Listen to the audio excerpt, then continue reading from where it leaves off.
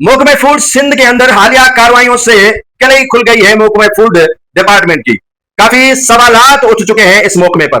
मखदूम महबूब जमा साहब, आप क्रेडिट किस बात का लेना चाहते हैं? आप नेब का हवाला देते हैं, आपके सेक्रेटरी नाइच गुलाम अब्बास साहब हवाला देता है, लेकिन जो सीएमआईटी की 126 सफात पर रिपोर्ट है उसकी रोशनी में आपने कार्रवाई किसके खिलाफ की?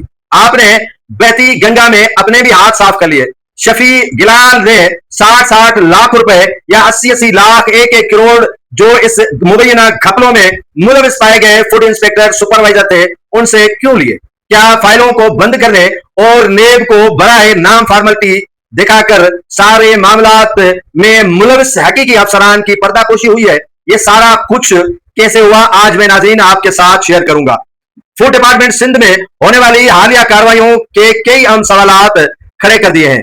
अगर फूड सुपरवाइजर के खिलाफ सख्त कार्रवाई की जा रही हैं तो क्या साबिक सेक्रेटरी, साबिक डीएफसी, साबिक डायरेक्टर और दीगर आला अफसरान के किरदार के भी गैर जानिबदाराना तहकीकात की जाए या नहीं, उन्हें छोड़ दिया जाए?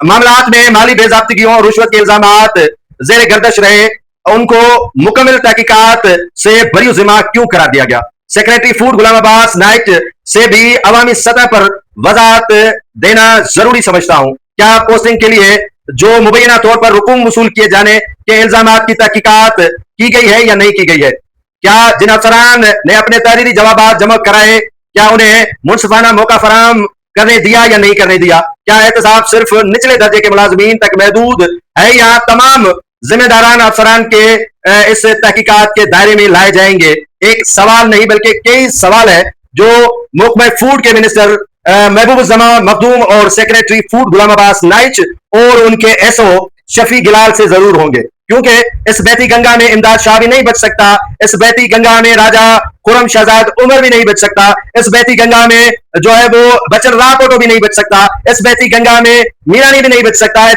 इस बहती गंगा में जिन जिन को इन्होंने जो है वो गंदुम अलाट की है, वो फार्जरी जिन जिन अफराद ने की है, उनको क्यों छोड़ा गया है? वसीम जमाली को किस खुशी में ओहदों पे ओहदे दिए जा रहे हैं? क्या उन्होंने फार्जरी नहीं की है? क्या वो दूध के धुले हुए हैं? अब आते हैं इसी मुद्दा पर जो आज कार्रवाई की गई है महकमा फूड की जानिब से। साबिक सेक्रेटरी फूड सिंध राजा खुरम शहजाद उमर, साबिक सेक्रेटरी फूड बचन रापोटो, करप्ट तरीन डीएफसी जो है वो मुनवर मीरानी समेत बड़े बड़े मगरमच्छ इमदाद शाह जैसे, उनको क्यों इस सारी तहकीकात से दूर रखा गया है?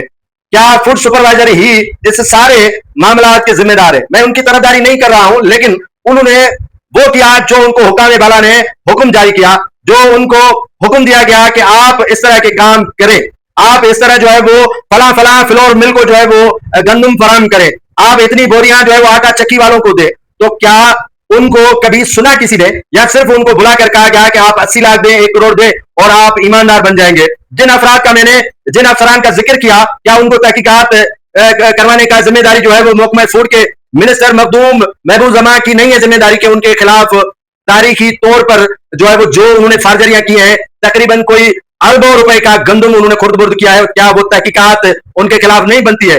कल मैं इसी पर आपको मजीद तफसील दूंगा कि क्या क्या वो हुआ है और कैसे कैसे हुआ है महकमा फूड के अंदर, और सो कॉल्ड जो अफसरान इसी गंदे धंधे में मुलविस पाए गए हैं उनके खिलाफ नेब ने भी कहा है, सीएमआईटी ने भी कहा है, लेकिन उनको नवाजा जा रहा है पोस्टिंग देके।